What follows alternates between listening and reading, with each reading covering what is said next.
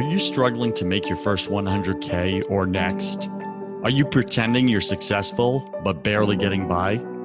Are you tired of comparing yourself to millionaires and billionaires who make it look so easy? Welcome to First 100K, the #1 entrepreneur voice in America. I talk about the important things that no one else is talking about, like how to make your first $100,000, because I believe this is where 90% of entrepreneurs get stuck. And I tackle the mental game of entrepreneurship that we all secretly struggle with but won't admit. My guests are successful entrepreneurs who share their mistakes, their #1 fears, their daily habits, and their superpowers that push them over the 100K mark. I'm your host, your coach, your friend, Joseph Warren. I'm also a 10-time failed entrepreneur and the owner of 2 co-working spaces here in Tampa, Florida.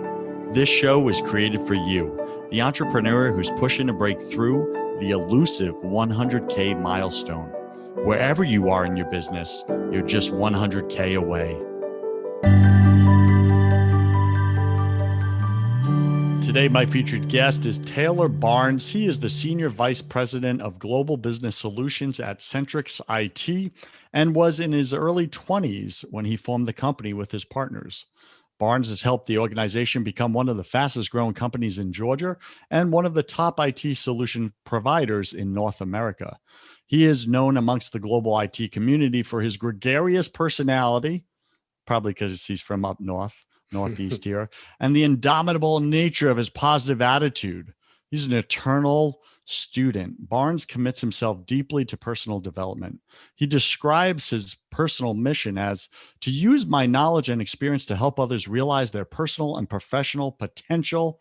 Startup Nation, that is what Taylor is here to do today with you, because you do not realize your potential. You do not believe that good and great things are possible for you, for your business, for your family. You don't. If you did, you'd be doing more. You'd be doing bigger, and you would stop playing so darn small in your life. You can find Taylor Barnes at CentricsIT.com, CentricsIT.com. Taylor, welcome to your first 100K, top 100 podcasts in entrepreneurship. Go ahead and fill in some of the gaps in that intro really quickly. Thank you very much. Great intro. Man, I wish I wrote that myself, huh? Yeah, the gaps, we started the business in, 2007, as you said, through a lot of hard work and dedication. Now we're delivering services in, over 100 countries. It's going really well. We've grown 100% organically, not by merger or acquisition in any kind. So for those that have bootstrapped, I feel you. And this is what we're going to get into a little bit of today, is our bootstrap story on how we did it. Other things that are very important to me, Joseph. I'm a father of 2 boys. Keller and Cyrus are my 2 sons. We live outside of Atlanta, Georgia. And my beautiful wife, Brittany, and I, we've got a dog, and that drives me crazy, but I think we'll keep it. And every day, every day is great, Joseph. It's all for the interpretation, right? And so firm believer in what God's doing in my life and what God can do through me to help others. So I'm glad to be here. Absolutely. Take a minute, share something personal about you that very few people in your business life actually know. Yeah, the first one that comes to mind is my faith. I would say that it's always easy to talk about when there's a nice segue when it kind of comes up naturally. You mean you leave it up to me, the host, to bring it up, but I didn't bring it up. You brought it up. So good job, Taylor. It's perfectly said. Yeah. So if I have this kind of segue, I can jump right into it and it's no problem. But obviously when you're in the middle of a sales journey that I'm sure a lot of folks in your show have been in the middle of, bringing up your faith is not the most natural segue. So yeah, we like to call it expressing our faith through the love of others. We're a firm believer in Jesus as God in a bod who came down and sacrificed himself for all of us.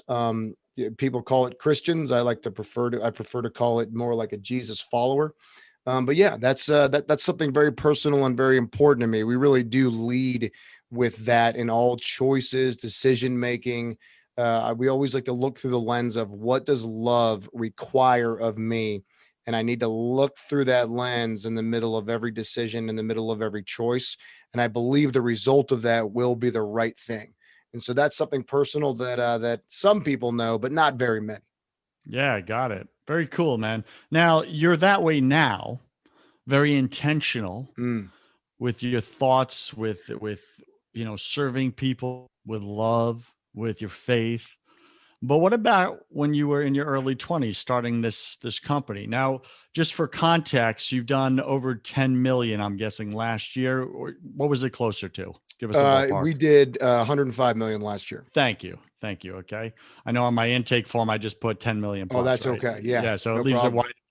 Congratulations. Thank you. What a tremendous accomplishment. Thank you very much. You're welcome, for sure. Now, in your early 20s, you're starting this $100 million company you didn't know back then, right? Yeah. Were you intentional like this? Where were you back then in your mindset, your thought process? Were you all about you and get what's yours, like many 20-year-olds like I Oh yeah. was? Oh, yeah. Or were you more focused on others? Where were you? No, I was not focused on others. The honest answer is when I was, say 2007. So I was 27 years old. And at that point, no, it was very much all about myself. When you bootstrap a business, as everybody else knows, everybody's in sales day one.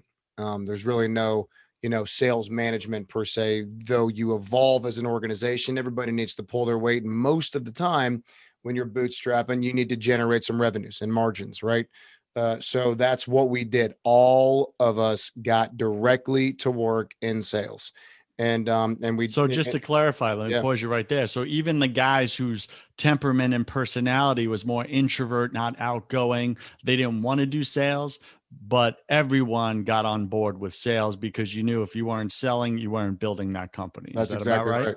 That's exactly right. And to take it up, just to kind of paint the picture a little bit, the inside introverted, more operational, analytical, left-minded folks did come a little bit later as employees. So, ironically, when we started this group, all of the founders really were similar-minded in the fact that selling was not, out of the. They had plenty of experience in sales.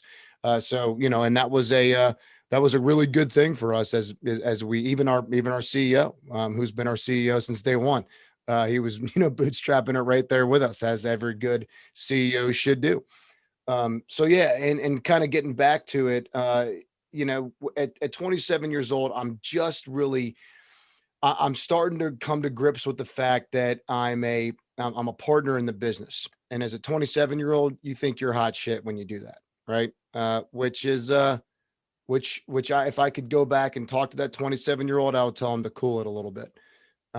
That's one of those things where uh, it was one of those moments where I've always been a serial hard worker. No matter what, it was on time, putting in the work, grinding it out. There was never really I've never been called like lazy or apathetic in any situation. Extremely intentional, but and here's a big but. Priorities were a little bit off. At 27 years old, I was still very much about the party. We're 4 or 5 years out of college at this point, still kind of latching on to some old habits, going out late, staying up late, not eating well, not exercising. There was absolutely no prayer in my daily routine, no meditation, no real self-development at all. It was really just, to quote a cliche that kind of drives me crazy, is it was just all work hard, play hard. That's all it was. So it's very Grant Cardone, Gary V, just hustle and grind 18 hours a day, work is life. And drink the other 6. And drink the other 6. That was it. Yeah, right. Not a very healthy lifestyle, to say the least. So, yes, it was all about me. It was about the income. It was about the paycheck. It was about generating revenues and dollars and commission checks. Obviously, that did help the organization. That came second to me. It was really just, I was the youngest partner by far out of our what was at the time 7. And that gave me some excuse to kind of be a little bit, I don't know, lazier or apathetic or whatever the word I can't come up with right now versus the rest.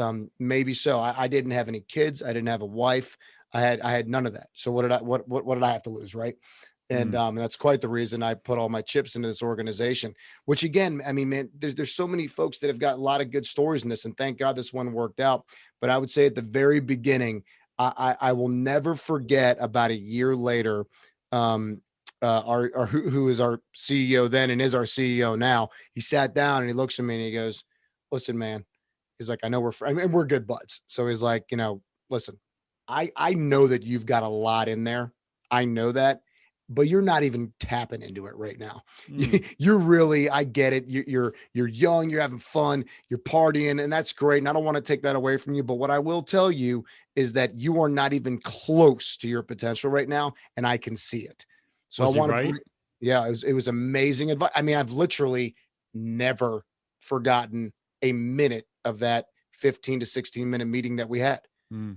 So And it sounds to me like even at that young age, that started to haunt you or nag you, that you had more in the tank, more potential. This irresponsible way of living and being was getting old quick, ab- I'm guessing. At what point did absolutely. you like dig in and really go for it? And what did that actually look like for some of my listeners right now that Yeah.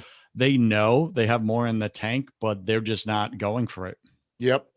Well, I think a lot of that came down to, first off, awareness. People can hear that all the time. And here's what they usually do, man. They usually go, yeah, you're right. And they move on with their lives. But if you take that really and you let that sink in and you let it bug you, and if you pay attention to the tension, it's really going to make you change and adjust. Uh, if you're not open to feedback, if you're not open to the knowledge and the wisdom of the folks that came in before you, then none of the little motivational speeches and the you're not reaching your potential is going to matter. You really have got to be fully aware. So that's step one, I would say, for everybody out there that might not be doing that might have been a version of me at that age, is make sure that you're not just kind of laughing about it. Cause I did. I was like, yeah, you're right. I could be better. Sure. One day I'll be better, this and that. I'm complacent, still making a lot of money. That's good enough. All this stuff. And I don't know what your personal motivators are, but I will tell you that if you're not wide open to that kind of feedback, if you don't have your radars open, I'm sorry, your radars up, well, then you're really not going to make any changes. So I would say step one, self-awareness is absolutely enormous. And then really when you get started, be patient with yourself is kind of the best way to look at it. I don't really personally think there's much of a work-life balance as much as there is a work-life integration. It's I actually agree. something that I preach. I don't Yep. really think anybody can do one without the other. People get real caught up in this balancing act. You can't be a different person at home than you are at work. It's not going to work out, and vice 100%. I versa. believe the same thing with faith business integration. Like Yeah, well I said. believe you can't be bipolar. Like either you have faith, and it's 24/7 or you're pretending. Yeah, absolutely. Yeah. Yep. And to your point, I mean, people can see right through that. We might think that we're being all, sneaky, and you might think that you've got a lot, behind the car. People can see right through that, as my boss did at that point. He saw Yeah, for right through sure. it. He's like, man, you, you ain't fooling anybody. And So so what'd that you was one. do? What did you do? How did you once you finally like you became self-aware, Yep. it started to bug you, nag you, irritate you. And then I'm guessing that led to it finally convicted you. Mm, Like I gotta do something. What would those behaviors you shifted, you took on, that you changed? What did you do yeah. specifically? Yeah, if I could summarize it, I guess I would call it growing up, but that's kind of a bailout because everybody uses that. So let me be specific. Almost immediately, I started to slow down. I started to honestly put in less of the grinding hours. I started to work smarter. Here's what I specifically mean by that. When I mean working smarter, I mean niching down to what I'm great at and leaning into that, and not spending times on things that have a very low percent chance of closing, or just kind of pie in the sky ideas. Really leaning into not just the vision of the organization, but my specific subject matter expertise. Right. So really niching down on what that is. That made the day's work easier to manage.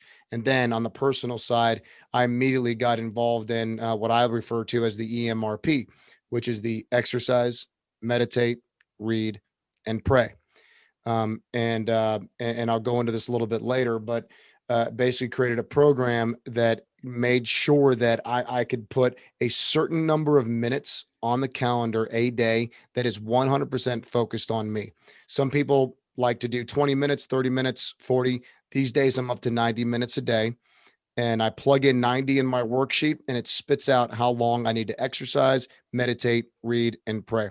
And by doing those things in a consistent basis, creating a routine, things started happening. My brain reacted to it at the physiological level. I started building, that white matter that you need in order to gain some muscle memory. It started to become comfortable and really started bringing that into work. So basically, at the end of the day, I was showing up to work ready to work, not just shaking it off and dusting off the cobwebs and running in and trying to hustle and letting the day and the email dictate my day. I was going in there way proactive, knowing exactly what I needed to get done that day. And I think for the listeners out there, one thing that's really important to mention is people are great at this for days and weeks. But if you want to accelerate this, if you want to accelerate yourself, you've got to be great at it for years. And once you see that compounding effect will pay dividends unlike any. I mean, you will literally hit the bed at night and say, "Man, I killed it today."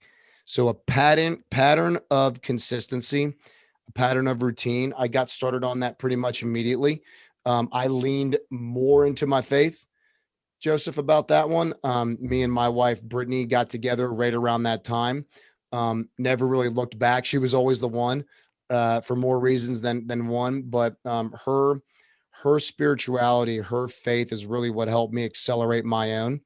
And if you bundle all those things together with personal development, high self-awareness, humility, faith-based living, and ultimately, just have a good work ethic, I think you've really got a recipe for success. So that's how it started. And that's when it really started to pay dividends, was, right around that time that honestly, I was given that wake up call, which it was invaluable to me. Powerful. I like that you created that very important distinction that when we start these routines and these positive habits in our life, we have to make a decision, a definitive decision that we're going to do this the rest of our life. Yeah, That is not just for the next few weeks or the next few months until that's we right. see the sales start to climb. And then when the revenue, our income goes up, we lean back off the throttle Hmm. or off the gas pedal and we go, okay, I did it. All right, let me go back to comfort. Let me go Yeah. back to resting. And you're saying, no, this has to be a way of life, a way of living specifically. Okay, so real question. Um, every day you're doing this routine, you got 90 minutes blocked out in your calendar. Hmm. Now, to many business owners that I speak to, regardless of the revenue amount that they're doing, many of them are like, Joseph, it's impossible for me to block out 60 minutes in my calendar. I have too much going on. And I'm like, okay, you little control freak, you're obviously a very important person, right? Hmm. That's why you have too much going on, just to validate your Yep. importance. But That's it's right. just ego Well driven, said. right? 100%. Right. And it's like you can box out or block out time in your calendar for just about anything in your life that you put at the utmost importance. Hmm. And what I'm hearing you say is that, Joseph, this routine in my day, my meditation, my prayer, my exercise, 90 minutes is the utmost importance in my life, that everything, the rest of my day moves around that time.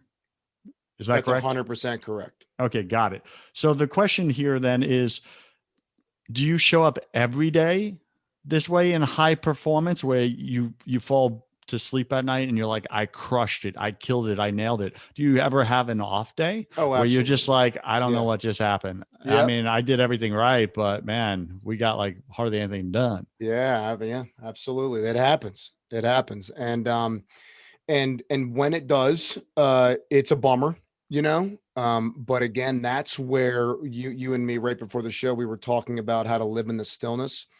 And that's where that kind of stoic mentality that honestly I continue to struggle with, but I really try to lean into that all the time. It's obviously not always going to be sunshine and rainbows. Every day is not going to be great. There are going to be some things that drag your attention away, unexpected personal family surprises, just shifts in the marketplace that you weren't expecting. But here's the trick here. My definition of wisdom is really around what the serenity prayer says, right? It's accepting the things you can't change, courage to change the things you can, wisdom to know the difference. And if you have that mentality and you stick to your routine, well, the rest, there is no point in worrying about it. There's none, because there is nothing you can do about it. So for those that struggle with that, when they hit the bed at night and they think, oh man, I didn't have a good day, this and that. Well, if you look back and you do some reflection and you were able to control some of those things that destroyed your day, okay, well, then you might have some improvement to do. Maybe your perception of information was bad, because that's usually what happens here, Joseph, right?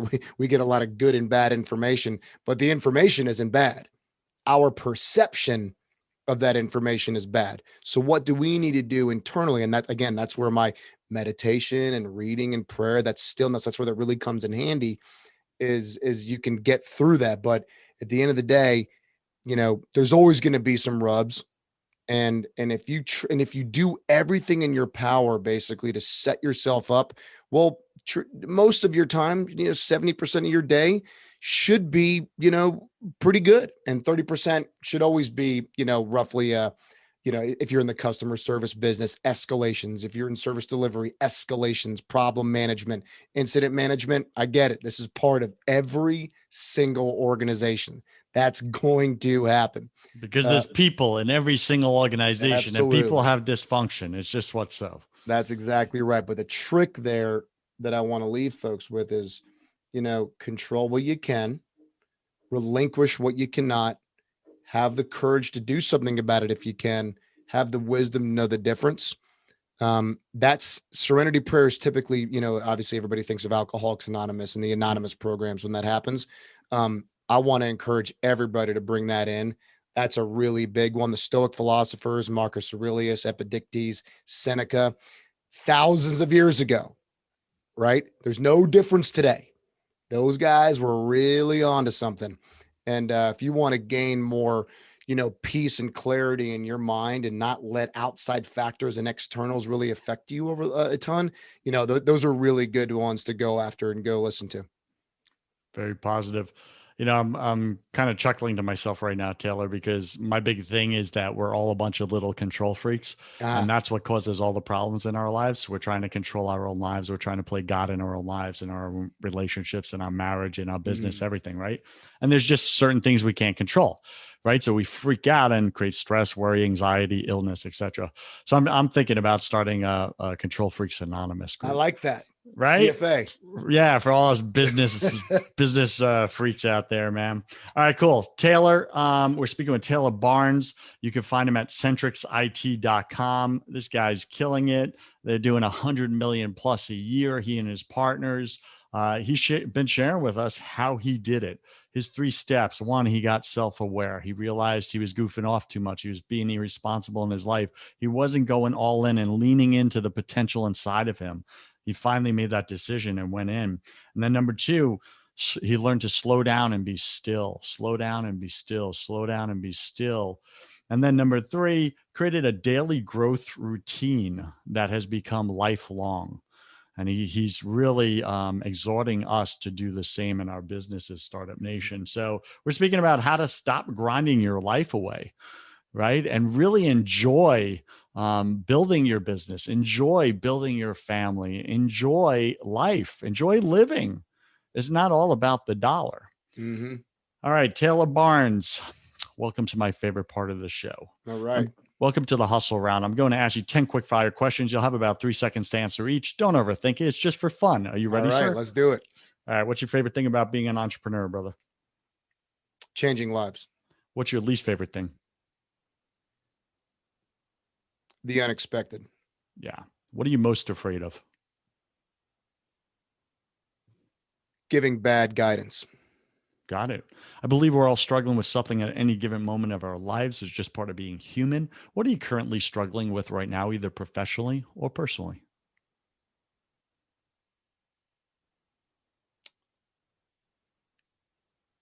I would say being still. Kind Got of it. going back to that, being still, having the having an issue, the high lows is a better way to say it, Joseph. Thinking I'm the man when things are going well, and man, thinking I'm bad when things are going low. That's a daily struggle. Got it. What did you spend way too much time doing this past year? Drinking alcohol. Got it. Thank you for that vulnerability. Hmm. What secret fear do you have about people? I'm sorry, secret what? Secret fear do you have about people? Like how you relate to them, they relate Yep. to you? Um, secret fear that I have relating to people is that the fear of them becoming the energy vampire. Yeah, You know, however I want to say that, it's like we're the sum of the five people we hang out with the most. I really want to make sure that that's pretty dialed in. got that. What do you wish you had learned sooner in business?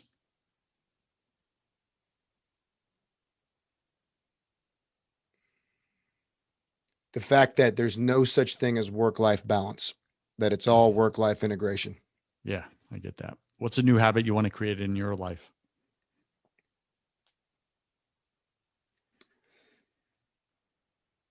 Being where my feet are is probably the best one. Now that's more of a cliche, but kind of goes along with the same awareness one. For me, that's actually nothing to do with professional. That's all personal.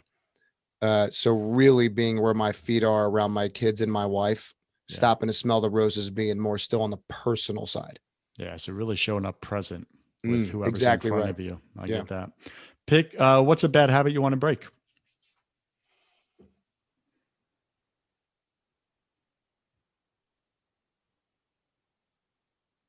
Not paying enough attention to the details of what am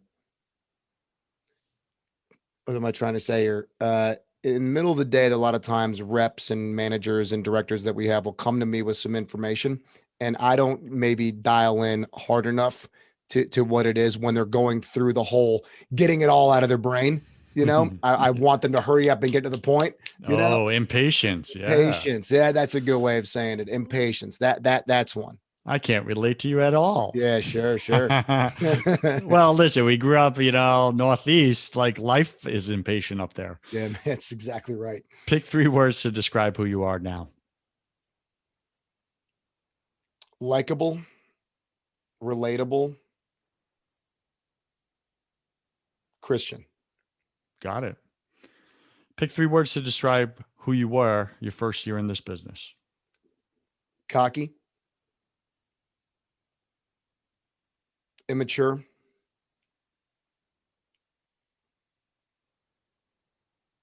inefficient. And last question, if you could come back to life after you die, Taylor, look your wife and your two boys in the eyes and give them only one piece of advice about everything, about life, what would you say to them? Know thyself. Know thyself. Know thyself. And for Knowing all yourself. you Christians out there, I believe to know thyself, you must know thy maker. Amen.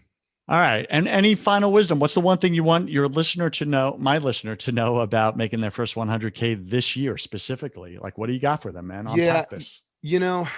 there's a lot of different tactical approaches to how you're gonna, gain your first 100K. So I would say at a tactical level, I think a lot of the listeners out there might struggle, might be really good at sales, but not so good at maybe lead generation or marketing, or maybe vice versa. I would say that from a business level, aligning those two departments is extremely important. A lot of times people sell and then ask marketing to help them at the end. A lot of times marketing has a direction, a message, and a vision that has nothing to do with what's present in the marketplace. So they don't involve sales. So bringing those two together in a team and quit getting rid of the silo, I think is super important. That's on the professional level. On the personal level, I would say that creating a routine for yourself is of the utmost importance. I think that everybody that's listening right now, if you want to take it to the next level personally and professionally, you have got to get yourself into a good routine that's going to serve you and you only. For those that say they don't have the time to do it, I don't buy it. You do. You know you do. And you just really have to make time and make that a non-wavering. Make that as foundational as your core principles. And I promise you, will really start paying dividends. And on the family side, I would say that experience has been pretty great. I would say lean into what experiences you can have, and because here's what happens with entrepreneurs out there. A lot of times, I was this exact same way. Hey, hun, let's do a date night. I'll pick up a couple steaks and bring them home. Hey, kids, let's do something fun today. Let's just go in the backyard and throw the ball around, right? Getting out of the house, getting out of your kind of your general, kind of day to day, and going to get some experience. And this could be as simple as walking around in the woods, just getting out there and taking some time out there. Keep the phones away, leave them at home. Experience in general, I feel like, is really, really good at solidifying and creating family memories that I think a lot of kids, especially, will hold on to for a while. And, from a father's point of view, I can tell you that if my kids look back and they say, that they remember that, to me, that's a really good one. And then lastly, the barometer, you asked me a question, what I would do if I was long gone and come back and give advice. I like the idea of that call, but what I want my kids the measurement of a father in my mind is, do my kids want to spend time with me when they don't have to spend time with me? If they do, I feel like I have done a really good job as a father.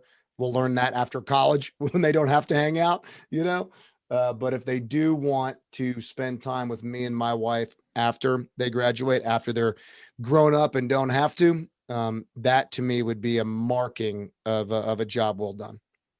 Fantastic. Startup Nation, we've been speaking with Taylor Barnes, and he's really discussed with us how to stop grinding your life away, start living your life. And Taylor, really appreciate you being on your first 100K. We may have you back on if that's of interest, I'd love to discuss specifically sales and marketing. Okay. Because many of our listeners, those are their two major pain points in their business, and they We just got lots of experience. Yeah, they don't know how to figure wrong. it out. So stay tuned for that, Startup Nation. And Taylor, I wish you God's love, peace, and joy in your life, sir. And likewise, brother. Thank you. Have you tried absolutely everything and nothing has worked? Have you tried therapy? Have you tried coaching? Have you tried counseling, Christian counseling? Nothing's worked for you, for your spouse. You just want better communication.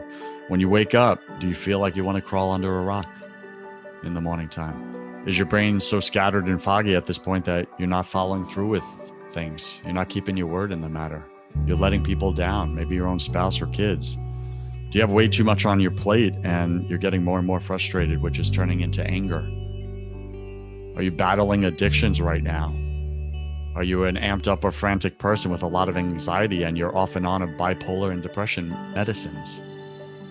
If any of these you connect with, then what I do is specifically this. I do not do therapy. I do not do counseling. Those are for people that want to talk about their problems or learn different ways to cope and manage their problems. I don't do that.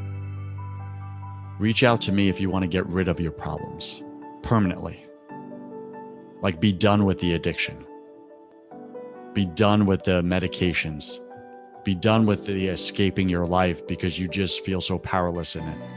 If you want those results and you want peace, it's what we all want. We're all chasing it. We had it as kids. We lost it. Life beat the crap out of us. If you want peace, that's what I sell. It's God's peace. So you can find that at josephwarren.net. You can schedule a call with me, complimentary. I'll contribute 30 minutes of my time into your life. We'll get clear on what you actually want.